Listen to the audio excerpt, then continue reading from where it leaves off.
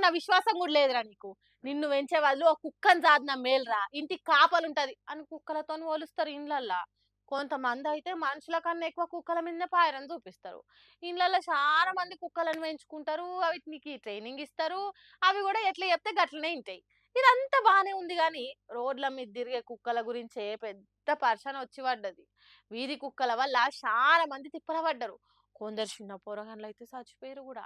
అందుకే రోడ్ల మీద కుక్కలు లేకుండా ఏదో ఒకటి జెయ్యుండ్రి. లేకుంటే ప్రాణాలకు ముప్పని ఈ పంచాయతీ అట్లా ఇట్లా సుప్రీం కోర్ట్ దాకా ఏరింది.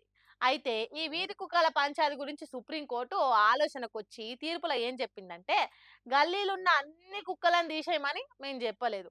ఉత్త ఆఫీసులు, బిల్డింగ్‌ల కాడికెళ్ళి తీసుకపోమ్మని చెప్పినామని ఖరాఖండిగా చెప్పింది కోర్టు.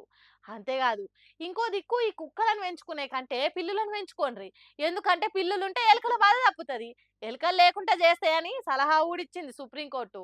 ఎలుకలు లేకుండా చేయాలని కోర్టు ఇచ్చిన సలహా బానే ఉంది గానీ, దీనికంటే అనాథ శరణాలయం నుండి పసిపిల్లగాళ్ళని దత్తత తీసుకోమని చెప్పేది ఉండే. మంచిగా ఆళ్ళకు తిండి పెట్టి, చదువు చెప్పిస్తే ఎట్లనో గట్ల ఆళ్ళు జీవితంలో ఏదో ఒక కొలువు చేసి దేశానికి మంచి చేసేటోళ్ళు అయితారు గదా! ఏమంటారు? ఇది గూడా ఓ మంచి ఆలోచనే గదా!